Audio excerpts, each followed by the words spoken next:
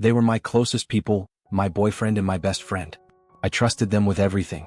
And then one night, they broke everything by slipping me a surprise that I found out about too late.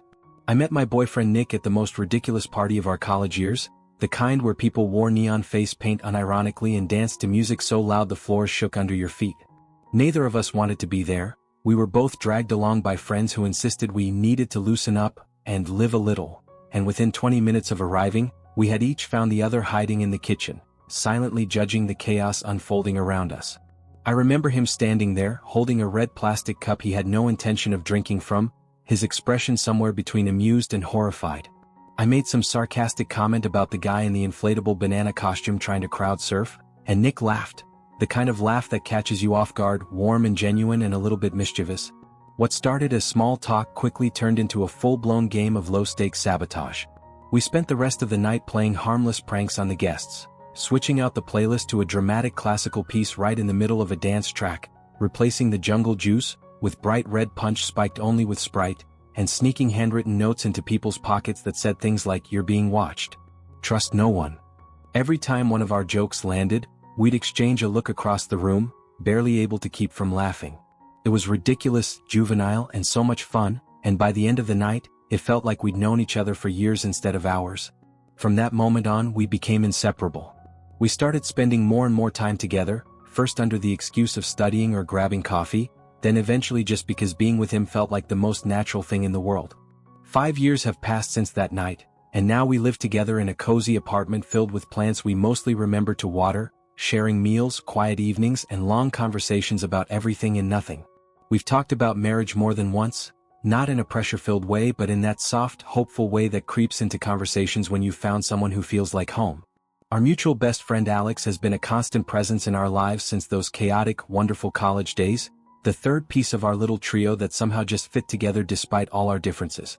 Alex was the adventurer among us, the one who could never sit still for long, always chasing some new thrill, backpacking through countries we had only dreamed about, picking up odd freelance IT work along the way to fund his next journey. He lived a life so free and untethered it sometimes felt like he didn't belong to the same world as the rest of us, with our rent payments and grocery lists and slow-building careers. But somehow, Alex always made time for us. No matter where he was in the world, he'd show up for the important things. A birthday, a graduation, the night Nick and I moved into our first tiny apartment and needed help carrying a couch up 3 flights of stairs. He brought a little bit of chaos every time he entered the room, the kind of spontaneous, wild energy that made even a normal Tuesday night feel like it could turn into an adventure at any moment. And yet, underneath all that restless spirit, he always seemed solid, reliable in the way that mattered most. He was the friend you could call at 3 in the morning because you needed to vent, the one who would book a last-minute flight just to make it to your engagement party, the one who always seemed to know when you were lying about being fine. For years, Alex felt like family, and I never once thought to question the place he held in our lives. That all changed one night at a birthday party for Alex's sister, Kate, a lively event filled with loud music, too much wine, and the kind of laughter that only happens when you are surrounded by people who have known you forever.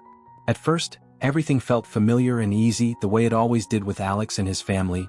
We mingled, caught up with people we hadn't seen in months, and tried to dodge the more persistent relatives who kept asking when Nick and I were finally going to get married. After about an hour of the usual small talk and noisy celebration, Alex found us by the kitchen, grinning in that mischievous way he always did when he had an idea.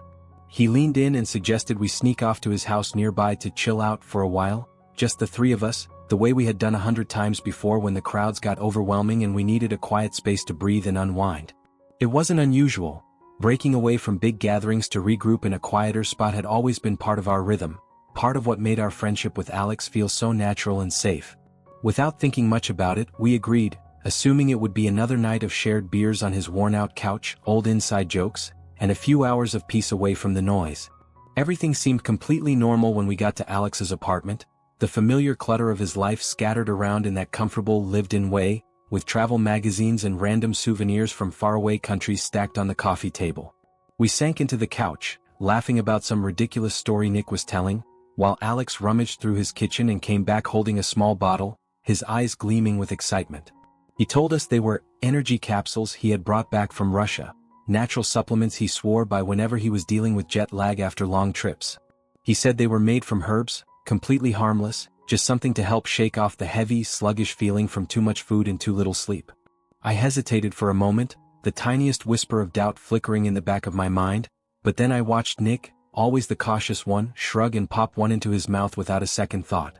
Alex clapped him on the back, laughing, and somehow that easy, familiar scene made it feel safe. Trusting him like I always had, I smiled and took one too, never imagining for a second that anything could go wrong, never thinking that this moment would mark the end of everything we thought we knew. Everything was fine at first, just as Alex had promised, and for a while, we lounged around his living room, joking and talking like we always did, the soft hum of music filling the background.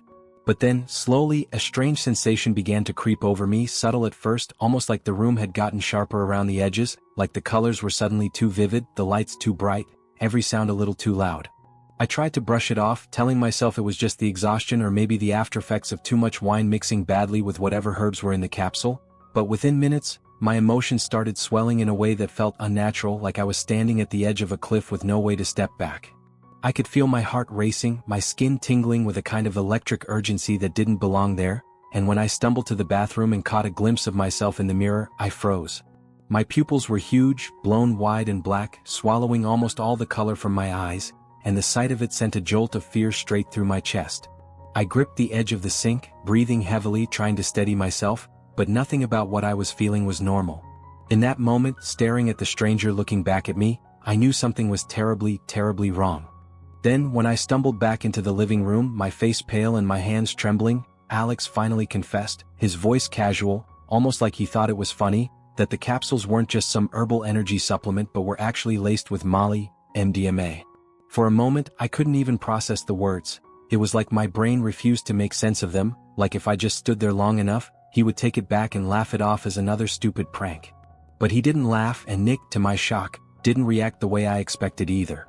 He didn't explode or panic. Instead, he just sat there, blinking slowly like his mind was working in slow motion, absorbing the information without letting it trigger the full weight of fear it should have. I stood frozen, my mouth opening and closing uselessly, as the realization sank deeper into my skin, and the bright, unbearable sharpness of the world around me confirmed that whatever was happening, it was too late to undo it. We grabbed our things as quickly as we could, barely saying anything to Alex, who just watched us with a weird, almost detached expression. We stumbled out into the night air, desperate for escape, but the drug was already unfurling through our systems, tightening its grip with every heartbeat, and no matter how far we got from that apartment, I could feel it chasing us, changing everything. On the street, where the cool night air should have sobered us, we couldn't stay angry no matter how hard we tried, because the euphoria crept up and swallowed us both before we even realized it was happening. Every breath felt like it was made of starlight, every glance between Nick and me was full of this overwhelming, ridiculous affection, and the tension that should have existed between us simply dissolved into laughter and spinning around under the streetlights like we were characters in some surreal dream. I knew, logically, that we had every right to be furious with Alex, that what he did had crossed every boundary of trust we had, but the drug had already smoothed the sharp edges of our anger into something softer, something that felt more like confusion and exhilaration than betrayal. When Alex called a few minutes later, his voice awkward and full of rushed apologies, it should have been a moment to hang up on him, to tell him never to speak to us again, but instead Nick, laughing breathlessly into the phone, invited him to meet up with us. It was crazy, it was reckless, it was not at all what we should have done, but in that moment none of it seemed to matter. It felt like we were invincible, like nothing bad could touch us, like the night would last forever and consequences were just a distant rumor someone else had to deal with. The three of us ended up spending the entire night in the park, sprawling out on the grass under a sky so full of stars it felt like it was pressing down on us, talking about everything and nothing with a kind of raw, unfiltered honesty that at the time felt profound and life-changing. We shared secrets we had never dared to speak aloud before, laughed until our faces ached, and even cried a little, not out of sadness, but from the overwhelming rush of feeling so deeply connected, so fiercely alive. Every word, every glance, every touch of a hand on a shoulder or a burst of laughter felt amplified, charged with an intensity that made it seem like we were discovering each other all over again. In those hours, it felt like there was no past to be angry about and no future to worry about, only the dizzying, shimmering present, and at the center of it was this unshakable belief that we were safe, that we belonged exactly where we were, with each other. Even now, looking back with clearer eyes, I can't completely deny that some of the emotions we shared that night were real in their own strange way, but I also know that the rawness, the intensity, the sense that every word carried the weight of the universe, Was the drug humming through our veins, blurring the lines between what was genuine and what was chemically manufactured? Later in the morning, as the sky turned from black to pale blue and the world around us started to wake up, our conversation shifted into something even more open, the kind of wild, boundaryless chatter that felt like nothing was off limits anymore. Somewhere between talking about dreams and fears and ridiculous childhood stories, Alex, with a lazy grin and a half-drunken chuckle, threw out the idea of a threesome like it was just another funny suggestion, something to toss into the air and watch spin. In the state we were in, floating on the lingering effects of the drug, it didn't strike either Nick or me as alarming or even particularly serious. It just felt like another strange, harmless joke, one of those things you laugh about and let drift away into the morning mist without thinking too much about it. We all laughed, brushing it off like it was the most ridiculous thing we had ever heard, and within minutes we had moved on to something else, the idea dissolving into the haze of the night's fading magic, forgotten, or at least buried deep enough that none of us felt the need to pull it back into the light. The next day, reality returned with a cruel, unrelenting sharpness, and the weight of everything that had happened hit me like a punch to the chest. I woke up feeling hollow and disoriented, the bright colors and euphoria of the night before replaced by a heavy, gnawing sense of devastation and anger. The realization that Alex, someone we trusted so deeply, had given us drugs without our consent felt like a betrayal so deep it made my skin crawl. I kept replaying the moments in my head, the way I had laughed, the way I had trusted, the way I had let my guard down completely without knowing I had been pushed into a state where real choice had been stripped away. What unsettled me even more though was Nick's reaction. He seemed so much calmer than I was, almost detached, as if what had happened didn't bother him nearly as much as it did me. While I was pacing the apartment, heart pounding and hands trembling with anger and disbelief, Nick just sat there on the couch, scrolling mindlessly through his phone, occasionally glancing at me with a blank, tired expression that only deepened the pit growing in my stomach. It worried me in a way I couldn't fully articulate yet, but somewhere deep inside, I knew that we hadn't just lost a night to Alex's recklessness. We had crossed into a new, uncertain territory where nothing felt quite as safe or simple as it had before. When I finally gathered the courage to express my feelings to Alex, to tell him how deeply he had hurt me, it exploded into a huge, messy fight that neither of us had really seen coming. I laid it all out, the betrayal, the fear, the way he had shattered something between us that could never be put back the same way, and for the first time since I had known him, Alex didn't laugh it off or charm his way out of it. He got defensive, angry even, throwing up excuses about how he hadn't meant any harm, how he thought we would just have a good time, how he didn't think it was a big deal. But to me it was a big deal, bigger than he seemed capable of understanding, and I told him through gritted teeth that no matter what he said, I would never trust him the way I had before. The words felt heavy and permanent the moment they left my mouth, hanging in the air between us like a crack in glass that would only spread with time. For a moment, it seemed like that might be the end of it, like we would part ways right there in anger and disappointment, but somehow, despite everything, we didn't. We still saw each other in those strange, bittersweet last days before he was scheduled to leave again, clinging to the remnants of the friendship that had once meant so much, trying to pretend that things could stay the same when deep down we both knew they couldn't. It was a fragile, uncomfortable kind of peace, full of awkward silences and too careful conversations, a slow mourning for something that was already slipping through our fingers. Then, just when I thought the worst was behind us, Nick made a confession so shocking that it ripped the ground right out from under me.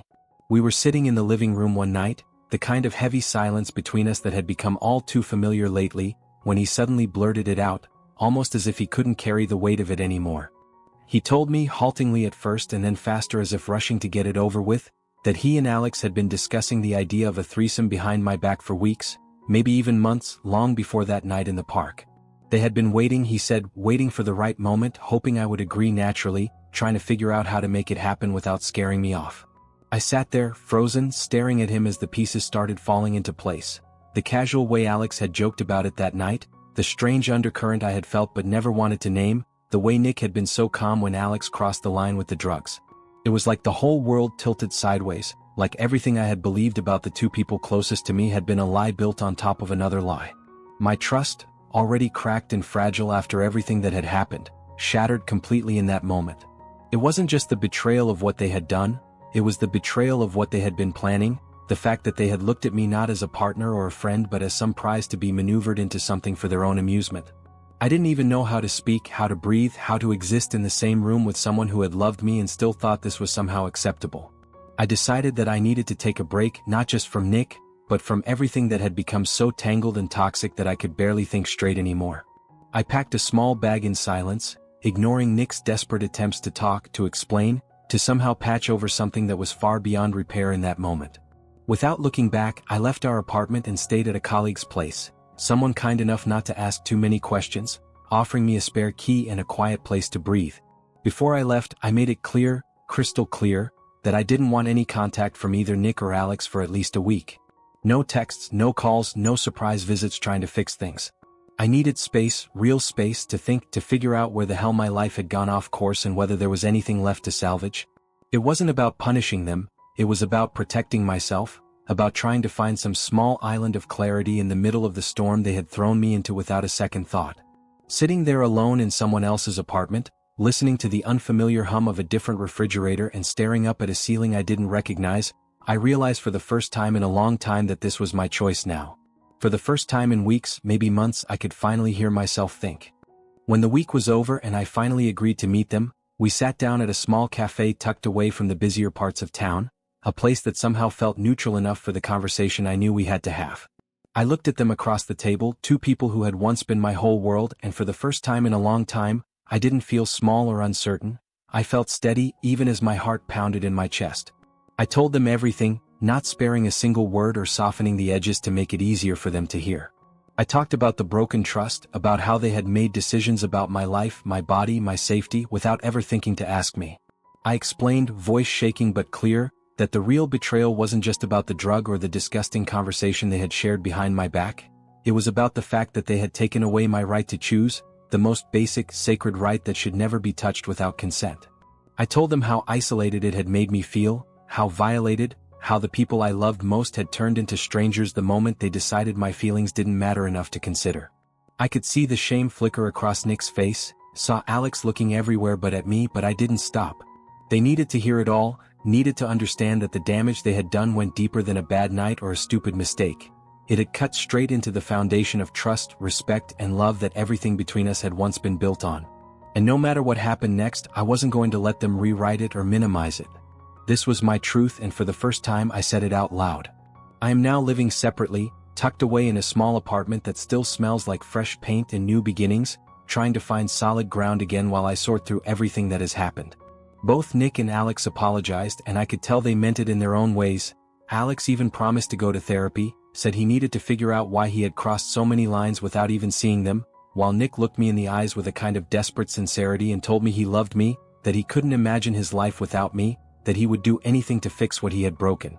But despite their apologies, despite the guilt that practically radiates off of them, I don't know if I can forgive this kind of betrayal, not really.